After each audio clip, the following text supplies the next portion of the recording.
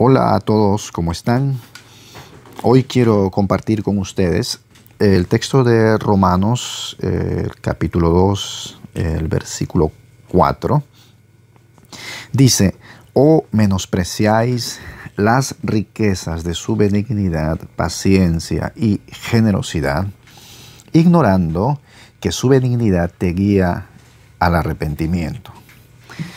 Es interesante cómo el apóstol Pablo, bajo la inspiración del Espíritu Santo, antes de mencionar aquello que es la bondad de Dios que nos lleva al arrepentimiento, él dice ignorando.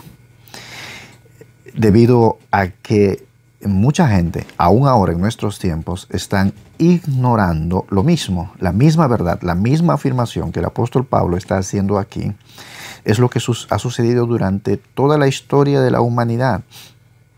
La gente, una de las grandes ignorancias de las personas es que no conocen que es la bondad de Dios lo que nos debe llevar al arrepentimiento. Y esto trae como consecuencia menospreciar su amor.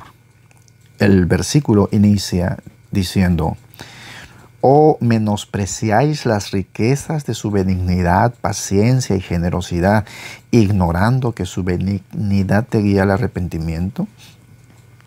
Ahora, hay dos cosas que nos llevan al arrepentimiento. Uno, el amor, entender la obra del amor. Y dos, el castigo. Amor o castigo nos llevan al arrepentimiento. Particularmente, yo como papá prefiero que mis hijos me obedezcan o hagan lo correcto porque me aman y porque ellos entienden que lo que yo les digo es para su propio bien, a que me obedezcan por miedo al castigo. Bueno, al final, obediencia es obediencia, pero los resultados de obedecer por amor son mucho mejores que los resultados de obedecer por temor al castigo. Esta es una gran verdad que muchos están ignorando. Un creyente que ha venido a Cristo entendiendo el amor de Dios es mucho más firme y mucho más estable y da mucho más fruto. Y no solo eso, sino que su fruto es mucho más excelente que aquellos que han venido a Cristo por miedo al infierno, por temor al castigo, por temor a los juicios y a la ira de Dios. Este versículo está en medio de otros textos que en realidad están hablando de los juicios de Dios. Y están hablando también de la ira de Dios, pero está hablando allí de una ira venidera. Por ejemplo, el verso 5 dice: «Pero tú, por tu dureza y por tu corazón no arrepentido, atesoras para ti mismo ira para el día de la ira y de la revelación del justo juicio de Dios». Está hablando de los tiempos futuros. ¿Por qué? Porque si bien es cierto, los juicios de Dios que vendrían a ser el resultado de la ira de Dios será en un futuro. La Biblia sí habla de un juicio y habla también de la ejecución de la ira de Dios por medio de los juicios. Pero no es el tiempo ahora. Por ahora, esta ira de Dios está almacenada, está guardada en lo que la Biblia llama las 7 copas de la ira de Dios, que llegará un momento en que sí serán derramadas sobre la tierra. Pero esta es otra historia, no es lo que quiero compartir con ustedes ahora. El Dios de amor ahora, en algún momento será el juez justo. ¿Por qué ahora no es el juez justo? Porque Él ya juzgó y ya dictó sentencia y ya ejecutó la sentencia.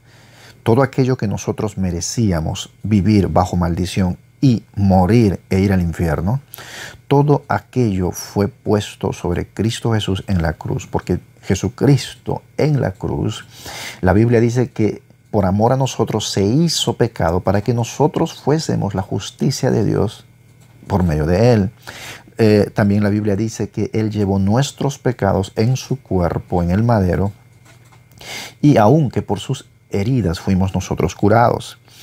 Dios no solo dio la espalda a Jesucristo. Cuando Jesús dijo, Dios mío, ¿por qué me has desamparado? ¿Por qué me has dado la espalda? Y es porque en ese momento Él estuvo cargando no solo nuestros pecados, sino la naturaleza misma del pecado. Él cargó nuestros pecados y Él se hizo pecado por nosotros, que son dos cosas diferentes. Entonces, Dios no solo le dio la espalda, sino que tuvo que derramar toda su ira y todo su juicio sobre Cristo Jesús. Eso hace que su justicia ahora sea expresada de una manera diferente que en el Antiguo Testamento. Y eso es algo que muchos tampoco entienden. Esto significa, tal como dice Romanos 5 del verso 17 en adelante, que Dios se está reconciliando con el mundo. ¿De qué manera? No tomándoles en cuenta a los hombres sus pecados. ¿Por qué? Porque si Dios tomaría en cuenta a los hombres sus pecados, entonces Él sería injusto, porque el precio fue pagado. Entendamos una vez más qué está diciendo el apóstol Pablo aquí. Él dice, ustedes están menospreciando las riquezas de su bondad, porque están ignorando que aquello que nos debe llevar al arrepentimiento es su bondad. Una vez más, no podemos mezclar gracia y justicia. ¿Por qué? Porque gracia es aquello que recibimos que no lo merecíamos. Justicia es aquello que recibimos y que sí lo merecíamos. Pero aquello que merecíamos fue puesto sobre Cristo. Eso significa que Él nos redimió de la maldición, del pecado, de la maldición y todas las consecuencias. Ahora,